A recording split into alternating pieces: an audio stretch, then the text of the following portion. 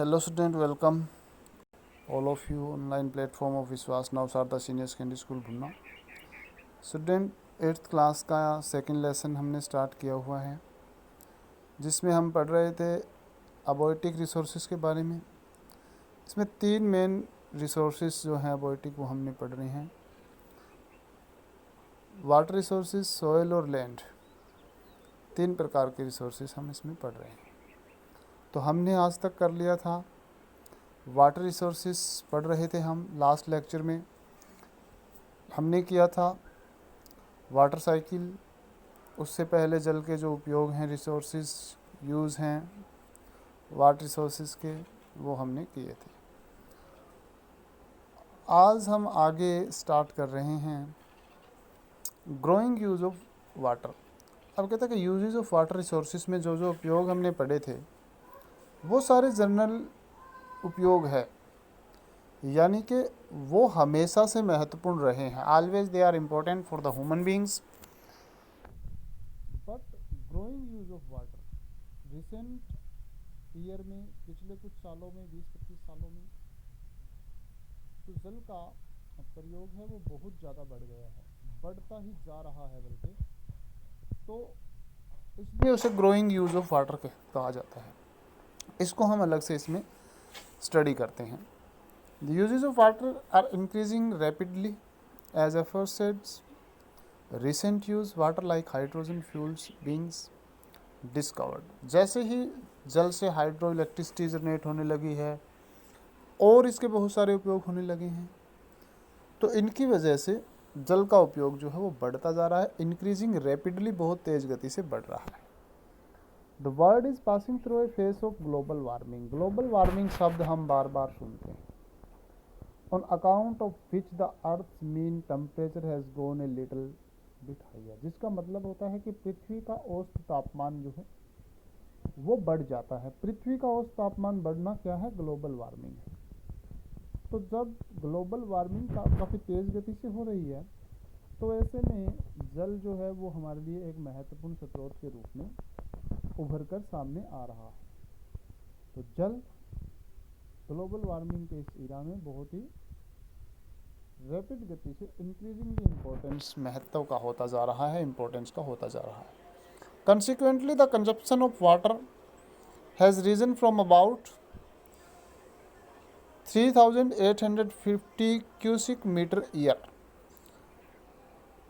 Cusec meter kilometer per year, जो water को मापने की इकाई है, क्यूसिक मीटर घन मीटर, उसमें 3850 किलोमीटर क्यूसिक वाटर जो है वो प्रति वर्ष ज़्यादा हमें आवश्यकता होती है। 1975 में ये बढ़ रहा था, आज हमें 6000 cubic kilometer per year water की कंजप्शन करते हैं। 2000 के ये आंकड़े। Different forest, different factors responsible for global warming. अब ग्लोबल वार्मिंग के लिए बहुत सारे फैक्टर रिस्पॉन्सिबल हैं, उनमें क्या इंपॉर्टेंट है वो हम देख लेते हैं। Different part of the global world are facing water scarcity for the following 3 reason. अब वाटर सेक्रेसिटी जो है, इसका मतलब होता है जल की कमी। सेक्रेसिटी होता है जल का अभाव। तो क्यों हो रहा है विश्व के विभिन्न भागों में जल का अभाव? Changing land use pattern, need for irrigation coupled for efficient use of water. ज़्यादा से ज़्यादा हम इरिगेशन के लिए वाटर का उपयोग करते जा रहे हैं। आपने देखा होगा अपने सराउंडिंग में कि पहले के सालों की बजाय वर्तमान के कुछ सालों में इरिगेशन जो है उसके लिए जल की ज़्यादा आवश्यकता होती है। Pollution of water bodies as well as degradation of our environment, और हमारा इन्वायरमेंट भी डिग्रेड होता जा रहा है। Pollution of water body, water bodies जो हैं, जल के स्रोत जो हैं वो प्रदूषित होते जा रहे हैं, और प्रदूषण एक कारण है ग्लोबल वार्मिंग का। Global warming and drawing up many stream and reverse, the ground water level has decreases in many part of the world. विश्व के कई हिस्सों में ग्राउंड वाटर यानी कि जल का जो स्तर है, पृथ्वी के नीचे जो जल जिस गहराई में मिलता है उससे वो और नीचे चला गया है, और गहरा हो गया है, डिक्रीज हो गया है। तो ग्राउंड वाटर लेवल जो है वो कम हुआ है, ऐसा पिछले कुछ सालों में देखने को मिला है ग्लोबल वार्मिंग की वजह से। बहुत सारे नदी नाले झरने जो हैं वो सूख गए हैं। Many countries like Africa, south and west Asia, central America, south America and Australia facing the extreme shortage of fresh water supply. तो सारे महाद्वीप लगभग, यूरोप को हम छोड़ दें तो बाकी सभी ऐसे हैं जिसमें जल की नितांत कमी है, यानी कि ये जल की कमी से जूझ रहे हैं। The country situated in the area of low rainfall and high evaporation are prone drought condition. Such area face great problem of water. The country situated in the area of low rainfall, कम वर्षा वाले area जहाँ अधिक evaporation होता है जल का, तो वहाँ जल की कमी जो है उससे लोग जूझते हैं। सेक्रेसिटी, वाटर सेक्रेसिटी वहाँ पाई जाती है। Over exploitation, excessive use of water, unequal access of water, ये तीन चीज़ें महत्वपूर्ण हैं। ओवर एक्सप्लोटेशन, जल का अत्यधिक उपयोग, यानी कि जल जितना चाहिए उससे ज़्यादा हम उसका उपयोग करते हैं। और एक्सेसिव यूज़ ऑफ वाटर, जल का गहन यूज़। अनइक्वल एक्सेस, और पानी का जो वितरण है वो अनइक्वल है, एक समान नहीं है। कुछ लोग बहुत ज़्यादा व्यर्थ जल बहा देते हैं जबकि कुछ लोगों के पास पीने के लिए नहीं है, तो ये सेक्रेसिटी को बढ़ाता है। Water scarcity is increasing the over exploitation, excessive use and unequal access of the water. और this causes the ecological crisis in the world, और वर्ल्ड में इकोलॉजिकल क्राइसिस जो है वो इसी की वजह से हो रहा है। To overcome such a situation human beings have conserve and manage water resources, और इन सब के लिए वाटर को कंजर्व करना ज़रूरी है, वाटर रिसोर्सेज को बचाना ज़रूरी है। तो वाटर कंजर्वेशन क्या है, किस तरीके से किया जा सकता है, ये हम देख लेते हैं। The term conservation refer to the efficient utilization, protection of resources and prevention.